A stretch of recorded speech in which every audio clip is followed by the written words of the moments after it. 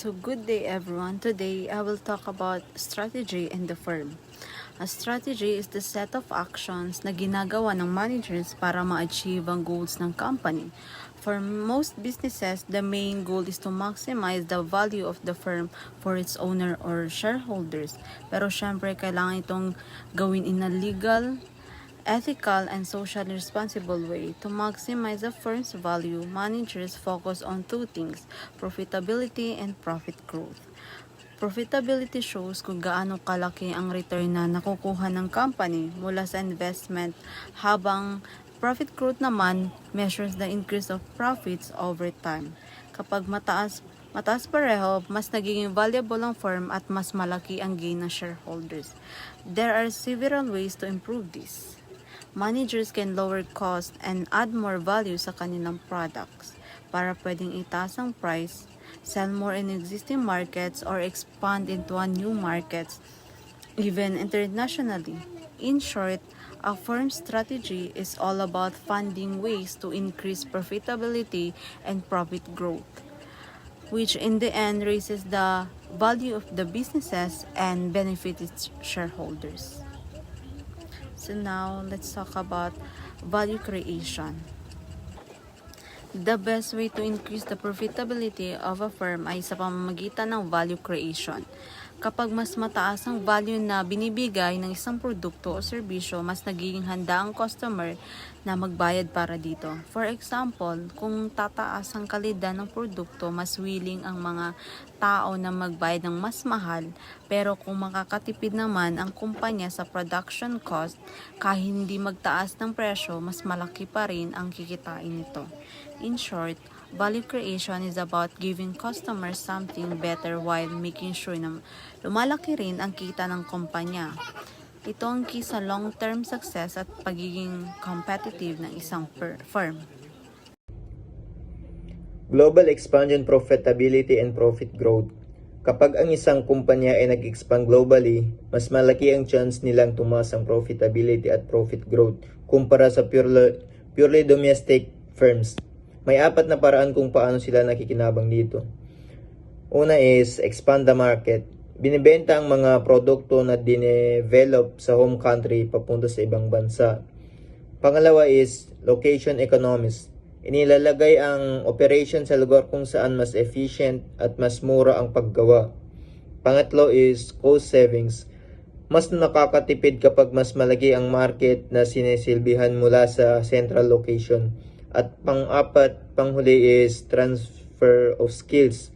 Naipapasa ang valuable skills or core competencies ng kumpanya sa iba't ibang branches globally. Expanding the market and leveraging competencies.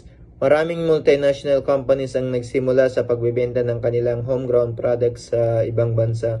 Halimbawa nito is Procter & Gamble, Pampers, Ivory, and Soap. Microsoft software at car companies like Toyota at Volkswagen. Mas malaki ang kita kung ang local competitors sa bagong market ay walang katulad ng produkto. Gaya ng Toyota, pumasok sila sa US at Europe ng may mas mataas na kalidad at reliability kumpara sa Ford at GM. Pero hindi lang produkto ang basihan ng success. Mahalaga din ang core competencies ng kumpanya. Ito yung unique skills na mahirap kopyahin ng ibang firms tulad ng Toyota. Ang Toyota is efficient production and logistics ng high quality cars. McDonald's, mahusay sa mga paggawa ng fast food operation management. Procter & Gamble, mahusay sa pagdevelop at marketing ng branded consumer products.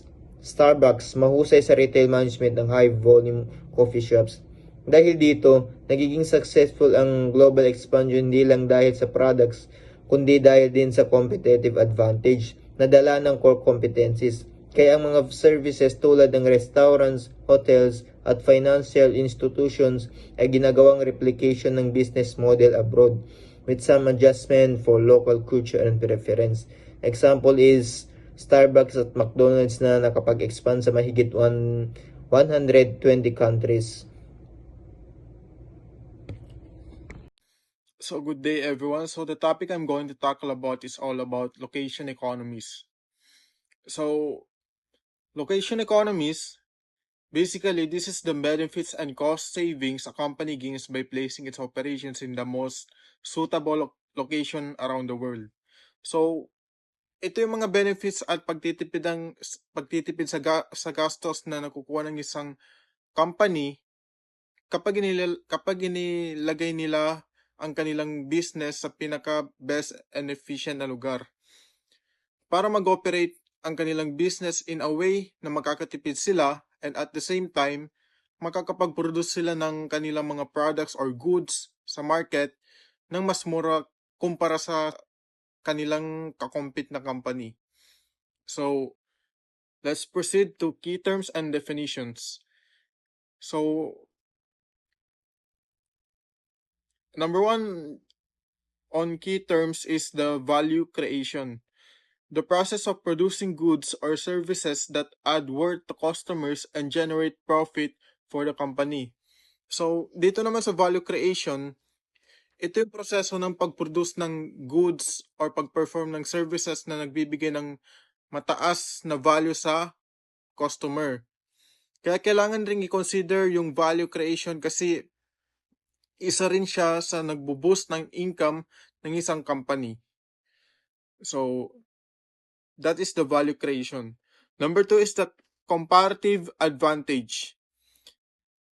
A comparative advantage is a country's ability to produce certain goods or more efficiently and cheaply than others. So, basically, ang comparative advantage ay ito naman yung ability ng isang company or isang bansa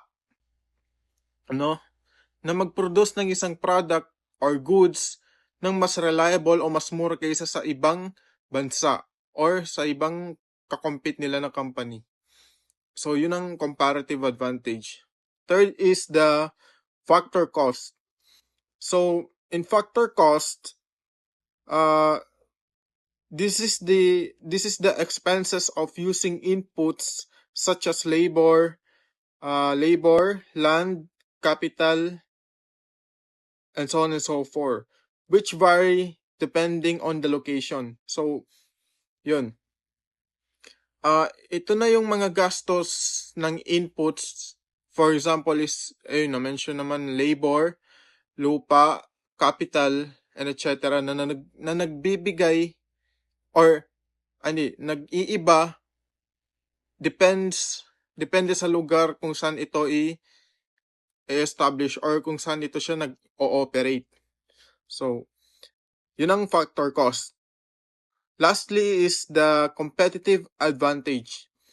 So, here, the edge a company has over competitors due to lower cost, better quality, or superior service. So, means ito ay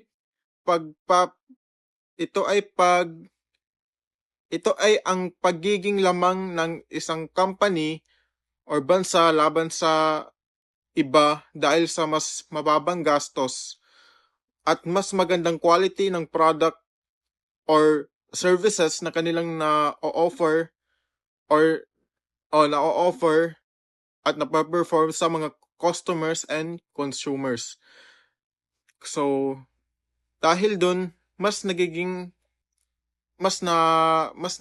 fulfill nila yung kanilang advantages when it comes to competitiveness. So, let's proceed to key idea. So, ang unang key idea dito ay the right activity in the right place. So, ang bawat bansa o lugar ay may sariling lakas, strengths kapag ito ay nailagay sa pinakamaayos na location, bansa kung saan mababa yung labor cost, yung tax, and at the same time yung quality or yung mga workers dun ay mga skilled at maganda yung mga quality ng kanilang mga trabaho. So, yun. Second is if a company puts the right operation in the right location, it gains lower cost and higher quality and profit. So yun ang advantage nun is mas mababang kanilang expenses cost sa mga resources tulad na lang ng mga workers, and dahil dun, although na mababa, ang kapalit naman nun is mas higher ang kanilang nagagain na profit or income. Ayun. So, examples na lang is the call centers in the Philippines, which is lower labor cost and strong English proficiency. So, dahil dun, nakaka-benefit sila ng reduces our production cost, improves product or service quality, and creates a competitive advantage over rivals. So, kaya sa call center in the Philippines kasi mababa sa Pilipinas dito sa sarili nating bansa ang labor cost. That's why mas nakaka-create sila ng competitive advantage over the other country, which is matataas ng kanilang mga labor cost. So, lastly is the summary. So, in summary, location economies is a right place, right activity, right place and right activity. Next is that choosing the right location helps companies minimize cost, improve quality, and strengthen competitiveness. So, since napaka-importante ng location economy sa isang business, kailangan sa mga kung yung mga future companies na gusto nilang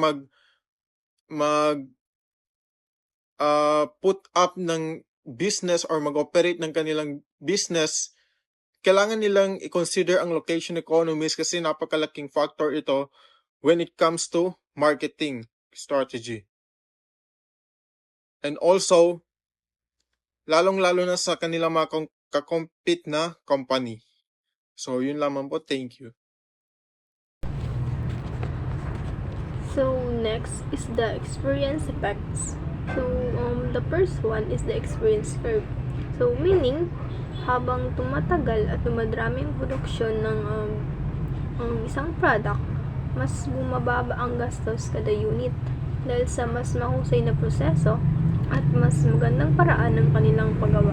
Or in short, the more na maraming nagagawa ng product, the less na bumababa ang price ng isang produkto. So, yun yung experience curve. Like for example, dun tayo sa product ng isang cellphone. So, sa isang cellphone company tulad ng Samsung and Apple, nung una, mahal pang paggawa ng bagong model dahil bago ang kanilang technology. Pero habang mas marami silang gumagawa at mas nagiging expert sa paggawa ng bawat unit, kaya mas bumababa ang cost ng paggawa ng bawat unit, kaya mas kaya nilang magbenta ng mas mura o mas kumita kahit mababa ang kanilang presyo. Parang kumbaga ang experience curve is ito na yung nagpapakita if meron ba silang profit or loss. Dun yung experience. So next is the learning effects. So pag sinabi nating learning effects, ito na yung epekto ng pagkatuto sa paulit-ulit na ginagawa na gawain. Like, mas nagiging sanay na sila o mas nagiging mahusay, mabilis at kaunti ang kanilang pagkakamali sa pagkagawa ng isang product. Like yung sa cellphone, kung matagal na silang gumagawa nun, matagal na silang empleyado nun, mas nagiging madali yung paggawa nila dahil meron silang natututunan at alam nila yung epekto if may mali silang nagagawa. parang nagkakaroon sila ng learning sa paggawa ng isang product. So, the third one is the economies of scale. So, pag sinabi natin economies of scale, dito na yung mas bumababang gastos kada product.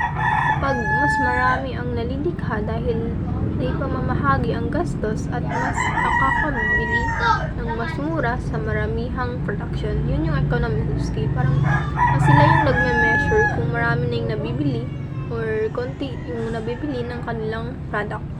Lastly, the strategic significance. So, pag sinabi natin strategy or on the other hand, strategy is ito na yung tatlo kanina. Yung experience curve, learning effects, and economies of scale. So, sabi nga diba, ang experience curve is ito na yung nagde-define if dumarami ang products o hindi. Like, para matansya nila kung magkano ba yung presyo na kanilang gagawin. The learning effects. So, ito na yung epekto ng kasanayan sa paggawa at mas lalo silang nagiging expert sa product. So, third is the economies of scale. If hinig kayo kanina, yun na yung meaning ng economies of scale. Bago ko lang yun na-explain. So, in short, strategy or strategic significance is yun na yung tatlo na nagbibigay ng kalamangan laban sa kanilang competitor. Like, nakakatulong ito para magbaba ng presyo, pataasin ang kita at palakasin ang posisyon ng isang company.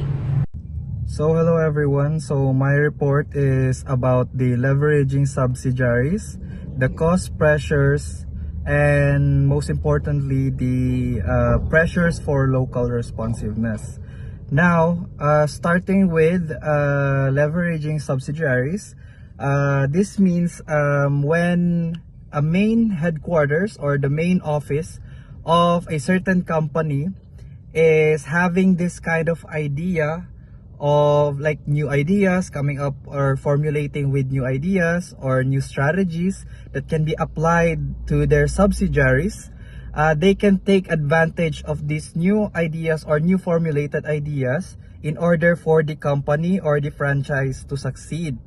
And that's why we call it leveraging subsidiaries, because when you say leverage, we are taking advantage of these ideas in the subsidiaries, which is the smaller companies that we have or small branches of the companies that we have.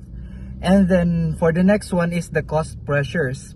So cost pressures, when we say cost pressures, this aligns or incline with the pressures in the pricing of the surroundings of this certain company or this business. So when we say cost pressures, we're having, as a point of view of the company, we're having this kind of pressure that if the other companies or the other businesses around the area is lowering their prices or their prices are cheaper than our products, it means that it puts pressure on our cost or the prices that we have as to our product. So in order for a resolution in this case, we tend to lower the cost of our products in order to challenge the pricing of the other companies or other businesses. But that's not all. We can